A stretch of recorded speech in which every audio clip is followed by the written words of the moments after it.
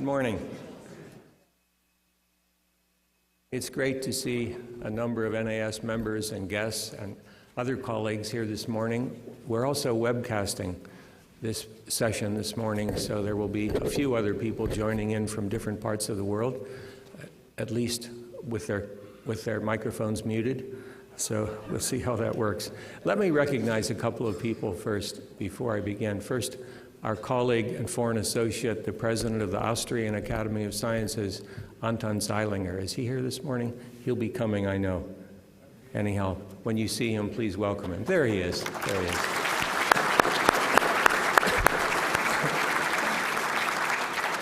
And our incoming president-elect of the NAS, Marcia McNutt.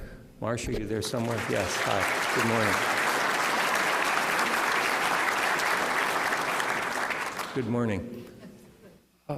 Over the last 10 or 11 years, working with a lot of NAS members, and especially NAS council members, I've heard a phrase which has been repeated a lot, and I want to build a little bit on that. It's roughly, I didn't know that the NAS was doing so much, and some important things. So I'm taking a signal from that to realize that maybe I should review some of the things we're doing and how they work, and what role they're playing in fulfilling our mission, and also our part of keeping the United States as straight as we can. So I'll start from that. Not everything's perfect.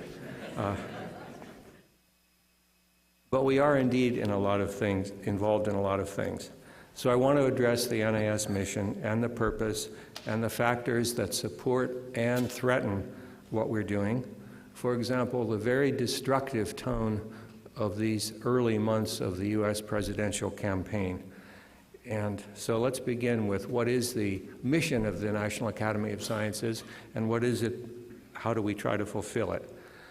10 years ago, in 2006, I reviewed my understanding of the mission. It basically falls into 4 parts.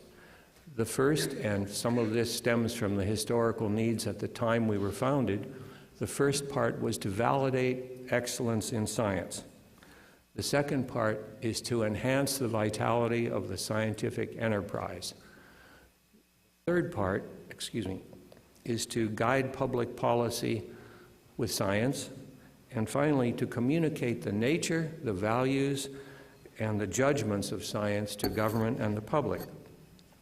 Under the first component, one of our important activities is even the election of our own members.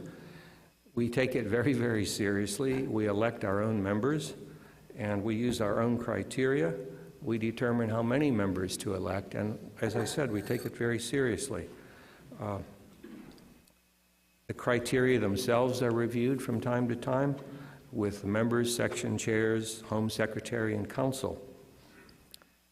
But in a related stream of activity, the Academy awards prizes for achievement to validate scientific excellence in many fields of science and for contributions, for example, to the public welfare.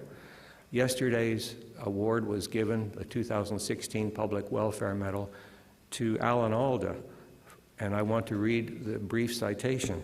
For his extraordinary application of the skills honed as an actor to communicating science on television and stage, and by teaching scientists innovative techniques to allow them to tell their stories to the public. He's very enthusiastic and very successful, and he continues. Let's not forget our own scientific journal, the Proceedings of the National Academy of Sciences in this regard. It's done a great deal to enhance the vitality of science since its founding in 1914 and the publication of its first issue in January 1915. PNAS Editor-in-Chief Inder Verma, in fact, marked the 100th anniversary of PNAS this past year with a number of special reports throughout the 2015 anniversary year. For example, picking a handful of some of the landmark papers that have appeared in PNAS and stating in a small way the impact they've had on science. Earlier, just a few weeks ago, Inder published a comment himself, PNAS at 101, heading into the next century. He's introduced some innovations in PNAS, including what are called front matter, perspective pieces, opinion pieces, all kinds of things about scientists around the world and what they're doing. And that, as I said, overseas too. Access to PNAS has improved greatly, both electronically and in print. Oh, by the way, Inder Verma is going to begin a second term as editor in January 2017. The numbers are staggering, and it leads into one of my next points. How much work the scientific community and members of NAS are doing as volunteers in the interest of this mission. So PNAS receives approximately 18,000 submitted manuscripts per year, and with 200 NAS members serving as editors, that averages out to about 90 manuscripts per year that each of them handles typically. Of course, some more and some less. It's a significant job. It's not just a letterhead. They really help. And every final decision on a paper is made by an NAS member. Press coverage of PNAS papers is exceptionally high, so that many of the exciting developments that are reported in PNAS find their way to the public fairly quickly, and we're very pleased with it. Another activity that we've had for some time now is during the month of February every year, which happens to be African American History Month, we display a gallery of photographs with a brief life story of 80 to 100 prominent African American scientists, engineers, and medical experts and professionals, along with links on websites to career paths, how they've gone, where they did, what other young people can do. And it really is a good way not only to validate excellence, but to help the public understand some of the value of all of this work. Those photographs are on display the other 11 months of the year at the Keck Center, and in the written version of this speech, I'll send you a link to the website because it's quite impressive. We have more building on it to do, but it's becoming a resource for the whole country. The NAS conducts any number of activities, numerous activities, to enhance the scientific enterprise and to communicate about science, including the Kavli Frontiers of Science meetings, which are now held either annually or biennially with China, Germany, India, Indonesia, Israel, Japan, and South Korea. Each of these meetings lasts about 2.5 days. They are all in California, and they're aimed at young scientists and specifically mixing up scientists from many, many different disciplines. One of the aims is that these rising young people will stay in touch with each other for the rest of their careers, and we've set up mechanisms that are helping to keep them in touch. It's really having a remarkable effect, what I would say, on the vitality of science. Separately, and by the way, a number of NAS members have participated in those meetings. Something like 110 current NAS members were elected after participating in Kavli Frontiers of Science meetings. Separately, the Arthur M. Sackler colloquia, we have 3 or 4 per year. The National Academy's Keck Futures Initiative, which we undertake both with the National Academy of Engineering and the National Academy of Medicine, hold very, very stimulating conferences, some of them with very active elements where people are grouped and are given a group challenge towards either developing a new analytical technique or a new intervention technique for a medical issue, or in the social sciences just as well. Most of these conferences are available at the time, webcasts. Some of them have pre-materials, tutorial lectures on the fields that are essential to get people started, and there are YouTubes that follow up, so they're really having an impact as well. And a strong component of that National Academy's Keck Future Initiative is the annual awarding of prizes to people who are communicating the results well, mostly professionals who are journalists, photographers, and the categories for those awards are book, print, and electronic media. And certainly the sessions at the annual meeting here are encouraging participation. They're pretty lively. I think most of you came this morning to go to the ocean sessions that Jane Lubchenko has put together, so we're looking forward to that. And we're trying to build in more interactive exhibits and so forth.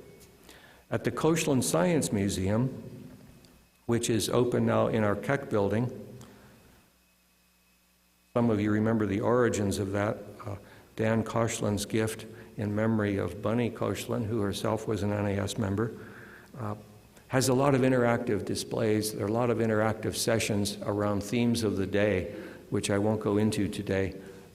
And this is just a photograph of some of those sessions underway. We still publish the magazine Issues in Science and Technology. It's, I think, a little more lively than it used to be.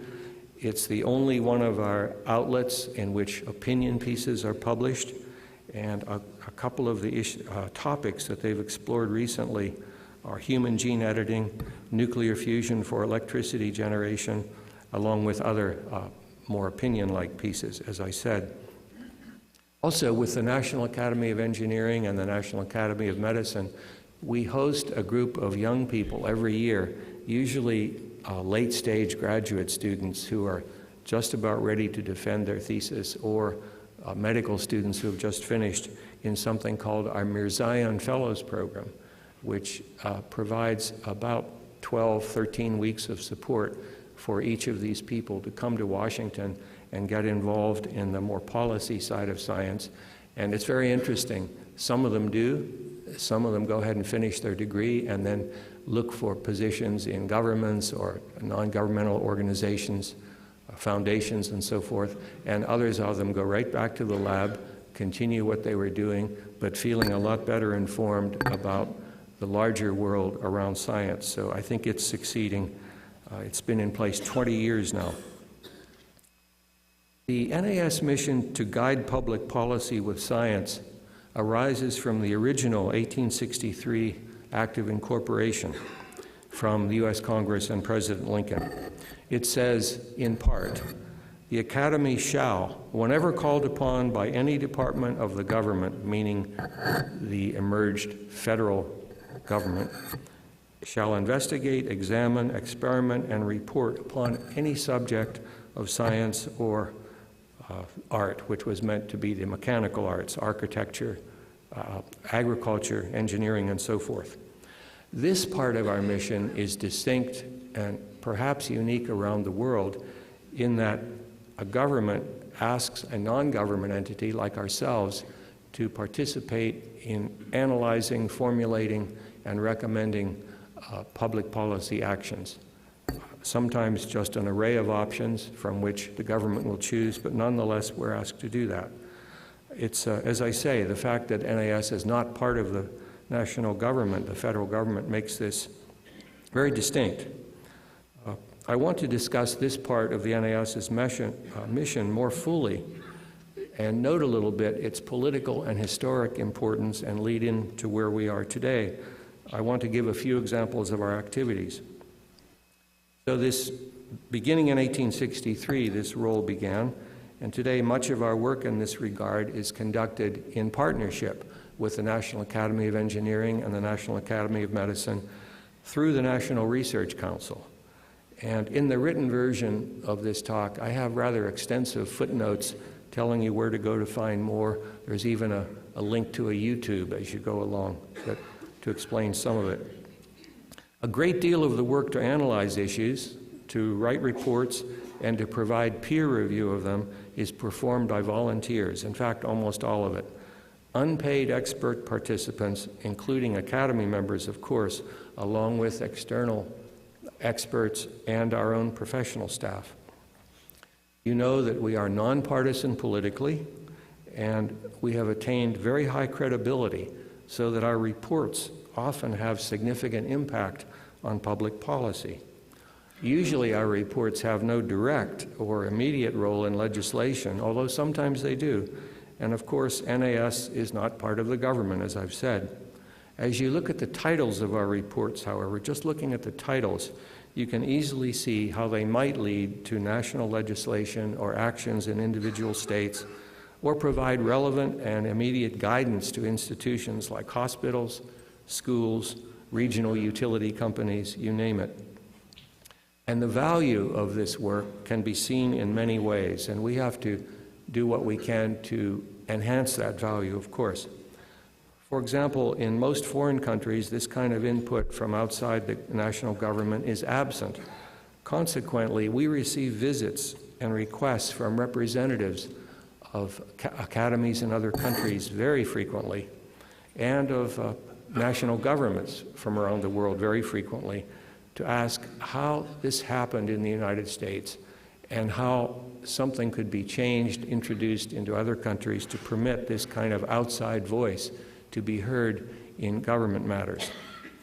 I want to review a few of the titles of the last few months, 2015, just to show you the large scope of topics and the capabilities and limitations that we are asked to examine, for example, in various technologies, issues in public health, standards of conduct in science itself, education at all levels, education and human resources, environment, natural resources, and how to advance fields of science. I'll give a few examples. The integration of immigrants into American society was a fairly hard-nosed examination of data, patterns of recent immigrants using accepted measures of their integration into society, things like levels of education when they arrive, pursuing further education, employment histories, incomes, health statistics, what language is spoken at home, and so forth. This one attracted a lead editorial in, of all places, the Wall Street Journal. And it was addressed at the current presidential campaign and said that people should read this report because one of the things it showed is this generation of immigrants, for the most part, is doing exactly what previous generations of immigrants did, namely becoming American. It was really a very common sense reading of the report. The scope, though, just look at the scope of these topics. Recently, a report was released, and by the way, of course, these are all peer-reviewed very rigorously. This one was undertaking a scientific question. How many of the extreme weather events that are being experienced here and around the world can be attributed to human-caused climate change? How many cannot? And what is the science? How good is the science? And what needs to be done to make this call better? The one on the right is more the guiding of science policy and science priorities for oceanography, recognizing the many limitations and the opportunities and the needs, called Sea Change. It's one of these in a growing series of decadal surveys of scientific topics. Another one on the right here, Improving Diagnosis in Healthcare, comes from a series of reports from previously the Institute of Medicine and now the National Academy of Medicine and our own health division, Health and Medicine Division, on estimates of the rates of error of diagnosis of individual patients and what can be done to reduce that rate of error. This has attracted enormous publicity recently, and I think it's quite valuable. The one on the left, symbolized here with the cover, the bulk collection of signals intelligence, was an examination for the government, and part of this report was classified, but an unclassified summary, of course, is available, on is it possible to replace the so-called bulk collection of signals intelligence, as the title says, namely telephone records even when no one's listening on the telephone conversation itself, or is there some more selective way to collect less data and still have the search reveal something that's perceived truly as dangerous? Optimizing the nation's investment in academic research reflects a lot the interest of one very powerful United States Senator, Lamar Alexander, and other people in Congress to try to decide whether too much research money is being spent on satisfying regulations, some of which are duplicative, outdated, and so forth. Try to discern how we can still provide safety, accountability in research, and as I say, accountability is the most thing, while reducing the costs, with the hope, of course, that those savings could be expended on research. On the right, the next generation science standards, you know that we had the lead role in developing a framework for what should science standards consist of, what are the key processes and fundamentals in science education, by the way, including engineering.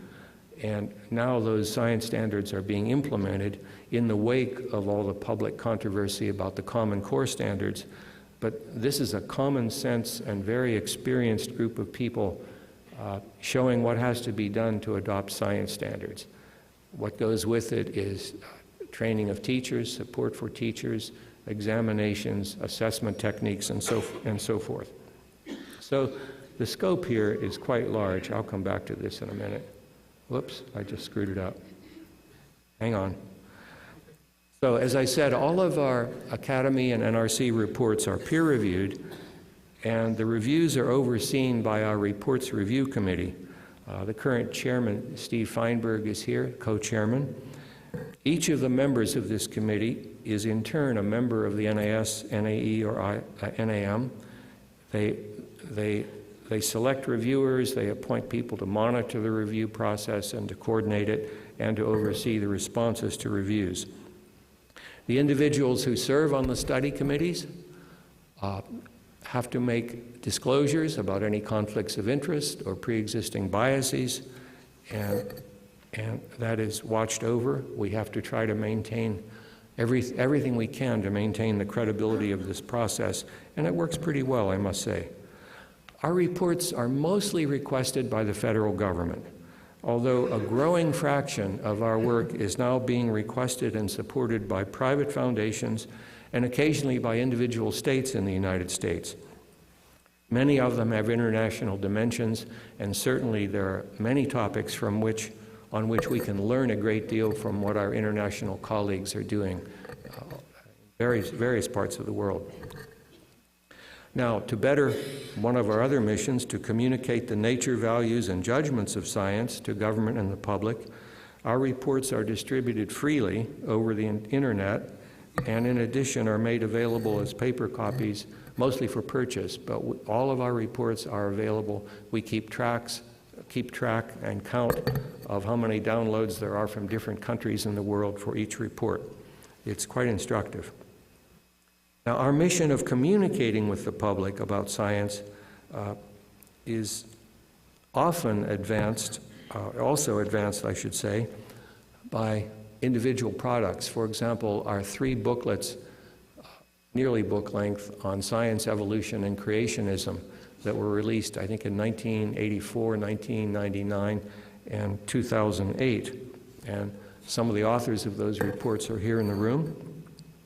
These reports were not requested or funded by any government, but were driven instead by the obvious need for some intervention to provide a scientific viewpoint, especially for teaching, when the teaching of evolution has been threatened in classrooms. They have had surprising impact, sometimes in ways that we did not anticipate, but of course we've also distributed hundreds of thousands of copies of those reports.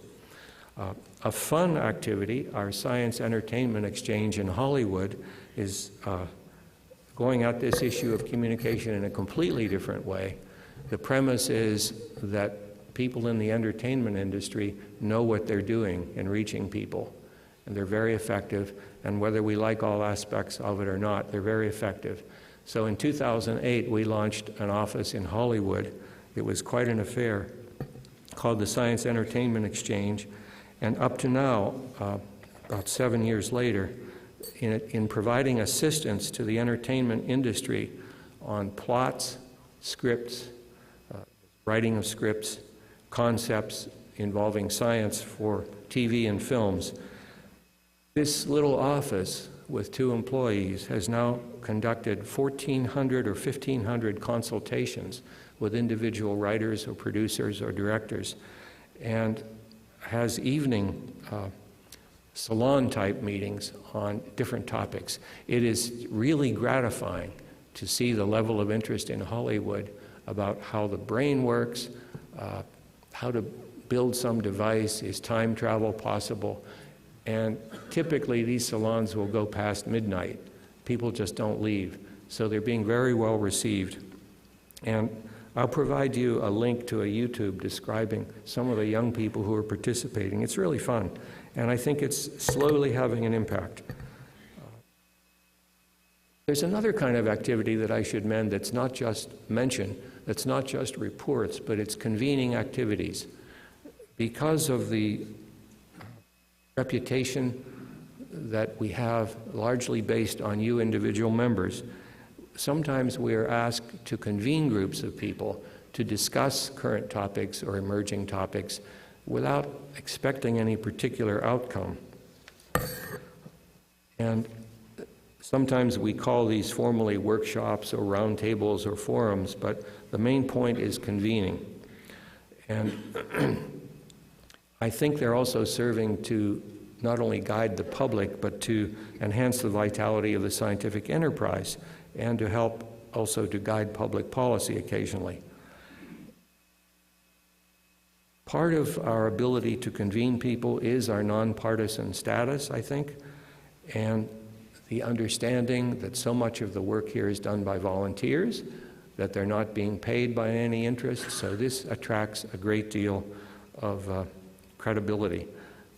One of our people has pointed out that some of the leading politicians have extra respect for the Academy because they know that the members are elected, just like they are, and that literally there would be less credibility and less respect if one of us were appointing all the members. It would be seen as biased, personal, corrupt, and so forth. Let me mention two more of these convening activities. One of our biggest parts of the National Research Council is the Transportation Research Board. It's nearly 100 years old now, and it serves the purpose of a professional society, publisher, as well as convening and so forth. They have an annual meeting every year in January. It's the most important one of its kind, and it's largest in the field. It has public and private experts in transportation, including students and young professionals. This year, a couple months ago, over 12,000 people attended, 17% from overseas, focusing on all modes of transportation of humans and goods, not just highways and cars. They look into aspects of engineering, economics, law, human factors, psychology, and the environment. They had 800 sessions at that meeting. A separate gathering in 2015 was here in this room on human gene editing. That meeting was requested originally by members of the NAS and the National Academy of Medicine and by the U.S. Congress. The idea was to convene experts in various fields to discuss the rapid developments in human gene editing with particular focus on human germline editing. And when I say the various aspects, everything from scientific and technical, what are the capabilities, what is the array of clinical uses that might follow in various diseases with somatic cell gene editing, what are legal aspects, what are the different ethical and regulatory frameworks around the world, and what are the commercial interests. So under the leadership of David Baltimore, that kind of summit meeting was convened. It was co-sponsored by the Chinese Academy of Sciences and the Royal Society in London. And we had people from, here it is, we had people attending from 20 different nations, and the proceedings, every discussion was webcast live to 70 different nations. So it was quite a convening. Separately now, an in-depth study on the topic is being undertaken by our Health and Medicine Division and our Board on Life Sciences in one of our other parts of the NRC to do a full in-depth study of all of those aspects with quite a bit of attention to international aspects. It's being chaired by Richard Hines and Alta Charo, and we're hoping that that full analysis, what will be a peer-reviewed report, will be released later this year, although the Human Gene Editing Summit that I mentioned here in this room was nothing peer-reviewed there. It was just participatory, listening to each other.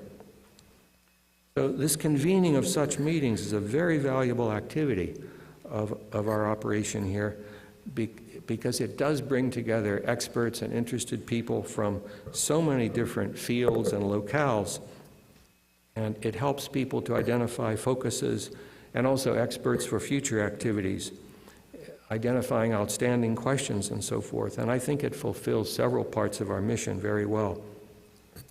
We are actually experiencing increasing demand to have those kinds of meetings, and somewhat decreasing demand for full-length reports. It's a slow but significant decrease in the requests we have for full studies. There are other topics coming up that require very immediate attention, which is another reason for these convening of activities, similar to human gene editing, but virus-borne diseases, gain-of-function research, which has some aspects of dual-usage biology involved, and so forth.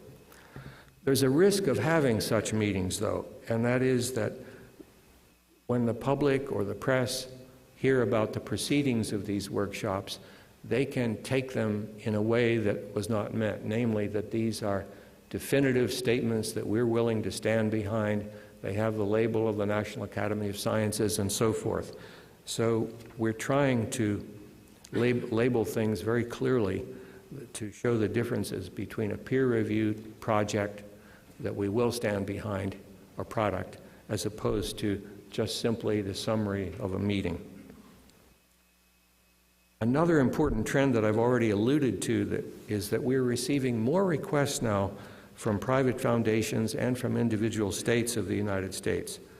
The requests from the federal government for full-length studies fluctuate with time, but they are slowly decreasing, as I said, while these convening type activities are increasing. Let me turn now to the historical and political aspects here under the topic of volunteers, civic associations, the public interest, and the government.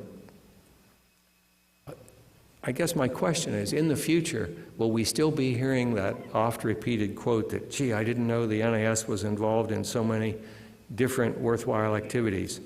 So given the four aspects of our mission of the Academy, to validate scientific excellence, to enhance the vitality of the scientific enterprise, to guide public policy and the public, and then to communicate the nature of science, how effective and how active can the NAS be in the next decade or so?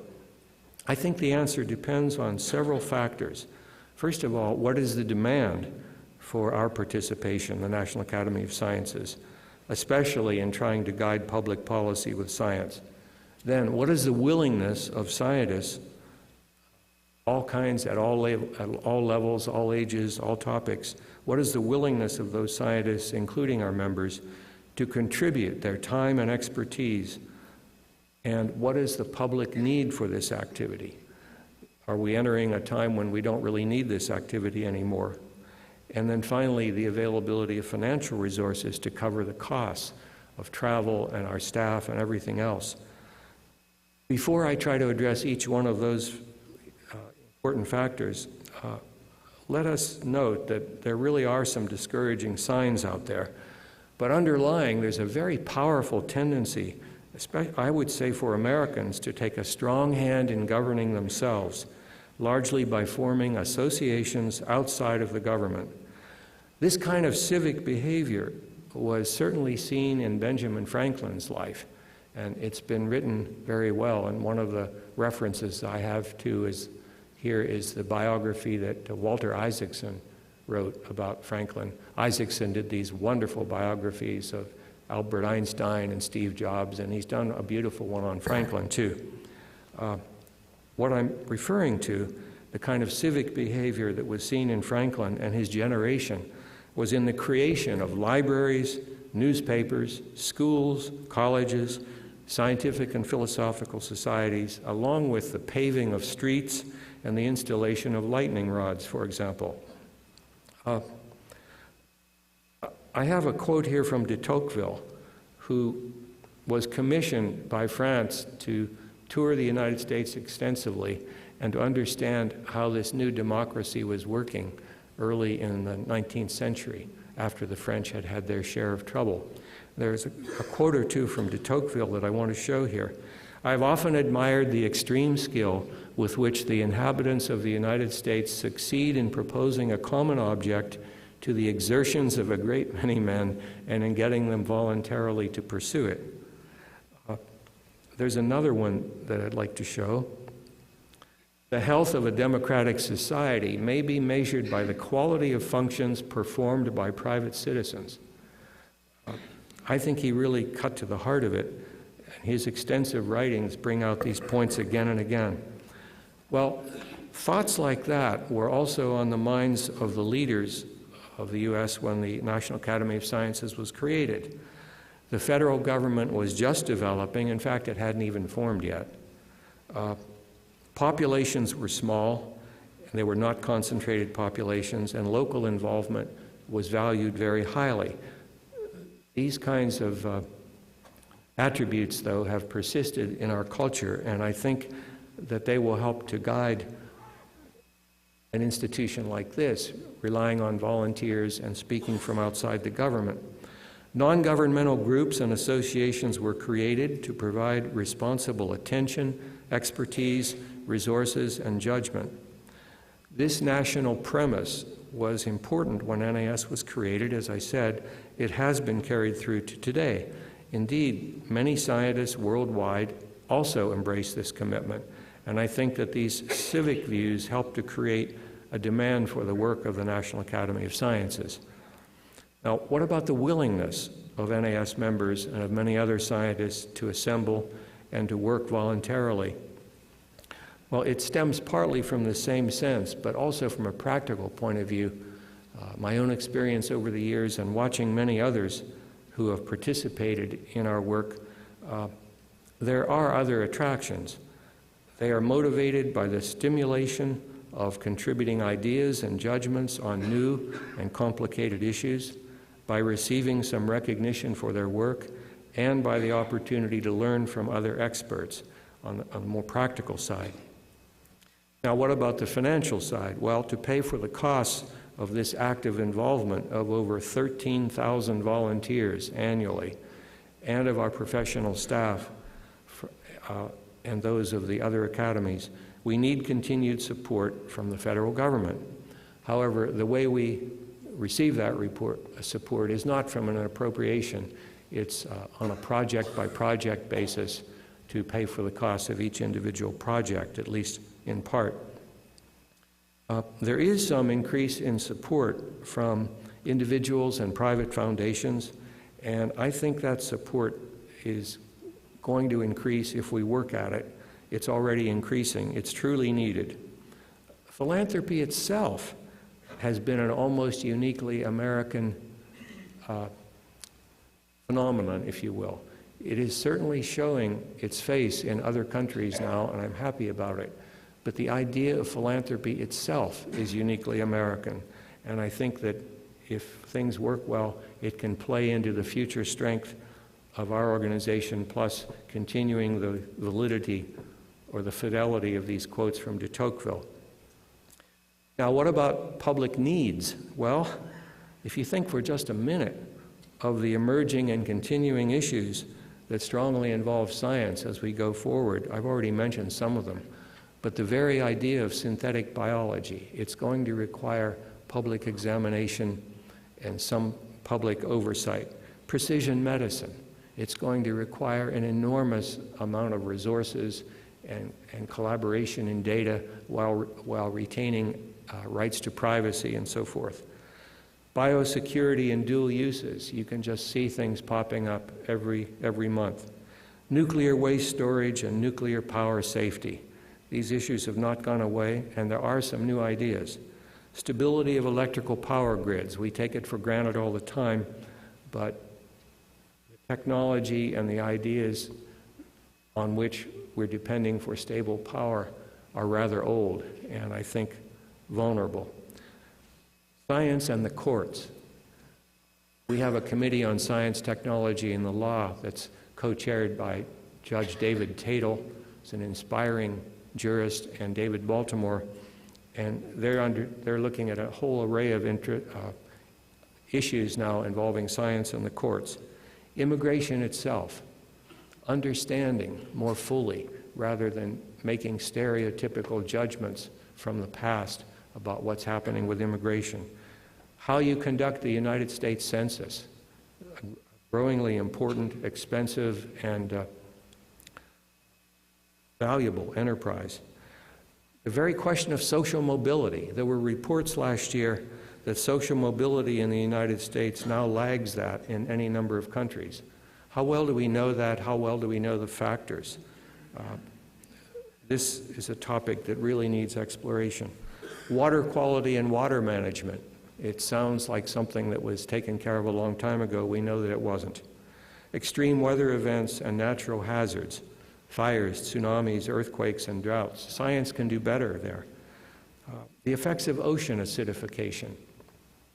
We know very little, but we know that it's going to happen more and more. That is the acidification process. How do you verify estimates of the emissions of greenhouse gases as we enter into international agreements? How do we make sure that people aren't cheating or that they're overestimating or underestimating the efficacy of their techniques? I can go on and on. Transportation infrastructure, autonomous vehicles with many challenges for the future, not just marketing. The effectiveness of the Affordable Care Act. Massive public decisions are being made, and it has, like anything else, I wouldn't be surprised if that act has to be revised and tuned as we go along. Data security and privacy, issues that we're just now identifying, let alone not solving. Toxicity and nutrition, the questions just keep arising. Down at the practical level, what are the practices and capabilities of the Food and Drug Administration? Many questions of education, early childhood all the way through advanced education. How effective is online education? How effective can we hope it can be? How can we make it more effective? Mathematics education is just beginning to get an entirely new look, led by one of our members, Philip Griffiths, I'm pleased to report, outside the Academy. Minority participation in science, engineering, and mathematics fields, for example, as a path to careers as well as a way to maximize our own human resources. And then, of course, self-conduct in science, replicability, about which I spoke last year, and our incoming president, Marcia McNutt, is very knowledgeable. Questions like access to research data and so forth.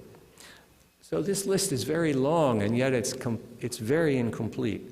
So I think what it already shows is that the future demand for the kind of studies that we do and convening that we do is there's no shortage of issues.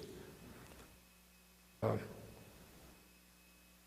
ability to formulate and to analyze options to deal with some of these issues is really what's going to be required by objective, non-ideological groups such as our own, I hope. So I think we can continue to be of great value in all of these ways. If we look ahead just a little bit, we desire, and it's also our responsibility to carry out this part of NAS's mission and to contribute positively to the nation and the world. We accept the challenges to validate scientific excellence, to enhance the vitality of the scientific enterprise, to guide public policy, and to communicate the nature and values and judgments of science to the public and government. We have access to some resources. We've got tremendous internal resources like the talents of our members and the whole scientific community, and we have ways to interact. There is, of course, at least one factor at play that can diminish our ability to guide public policy with science, and it's this view that's been very loud the last few years, the view that somehow the federal government is harmful, illegitimate, and unnecessary. I'm really getting tired of it. The discussions in this presidential campaign so far are of the lowest level, reflecting complete inexperience and lack of any objective judgment of what the challenges are out there. Instead, our federal government needs access to pragmatic, often scientific analysis of opinions, not just ideologically based choices. Expertise is needed, sometimes from outside the government, yet there are also now many instances of public resistance to what you might call the authority of expertise. So we have to be very understanding as well as being very objective. What can we do? Well, certainly calling attention to the current and anticipated issues, like the list I just went through, that require public attention is a good start. And making those calls and identification can be done either individually or as members of these groups of the kind that de Tocqueville and Franklin saw developing, civic groups. A second route can be to focus, first of all, on aspirations, not just the problems themselves, so as to elevate the public discourse and to identify common goals. There are certainly some that we ought to be able to embrace equally, like educational access, educational opportunities, access to medical care, and so forth. They're broad enough to attract a lot of agreement. Scientists can also aid by supporting individuals who do announce aspirations, individuals who serve in elected or appointed offices in government, for example. For those of us who are given such opportunities, there are many possibilities. And to those of us who are completely occupied with other responsibilities or unwilling, we can at least help the colleagues who are serving. Giving constructive feedback and principled analysis can contribute to the governance of your own university, research institution, of your own scientific society, public schools.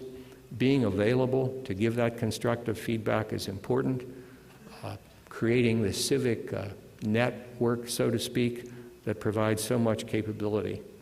Providing enthusiastic support for students through mentorship and guidance is always very valuable, and it will continue to be. So overall, we want to keep the tradition of volunteering alive. We want to help the governments and non-government groups to function and to improve. And the tone of our communications as we do all this is very important. We as scientists want to emphasize a reasoned, objective approach to acquiring and applying evidence. We must refrain from ideological or ad hominem arguments and don't fall into the trap that so many others have fallen. But the good news is this tone is pretty natural for us. It's common for scientists, and it is needed and valuable everywhere. We can set good examples, in short. So in all of these ways, we can help to preserve and enhance science and its value to society while solidifying the capability of the National Academy of Sciences to fulfill its own mission. And as you come up with other ideas, please share them with your colleagues. And in the meantime, onward, okay? Thank you.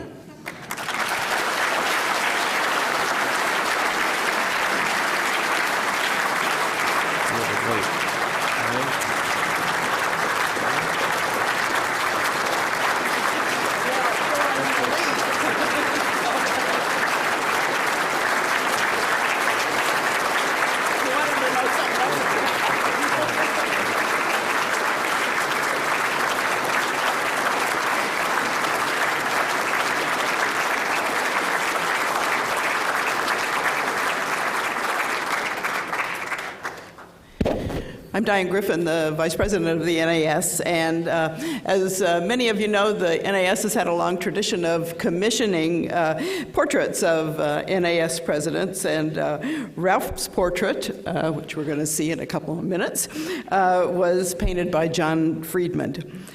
So John's vividly realistic portraits are included in the collection of the National Portrait Gallery, where many of us are going to be having dinner tonight, and happen to include a portrait of Bill and Melinda Gates, who were the public welfare medalists last year.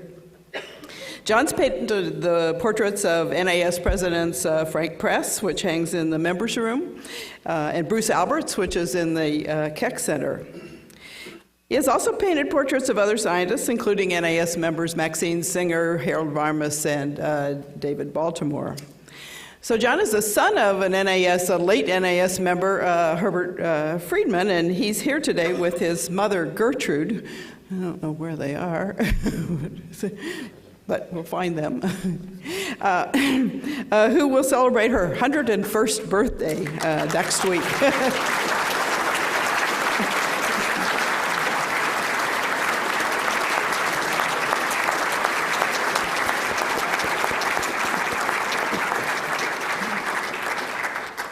It's important to point out that Carol Cicerone has played an important role in the commission of this portrait that we're about to see, and as also in the cultural programs of the NAS, which I'm not sure people have recognized as much because they're sometimes behind the scene. But she served without compensation for 11 years and is the counselor for external affairs, and her contributions to the Academy are all around us, certainly in this building. The Academy recognized that in a resolution passed by the acclamation of the 2012 business session, commending Ralph and Carol for the vision of the restored building that would honor the grandeur and history while preparing it for another century of service to the Academy and to the nation. And I think we all appreciate the magnificent restoration of this building. So, J.D. and Ken, the portrait, please.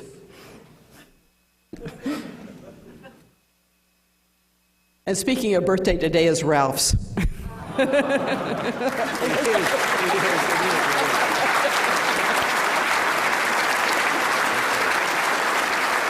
you, Diane.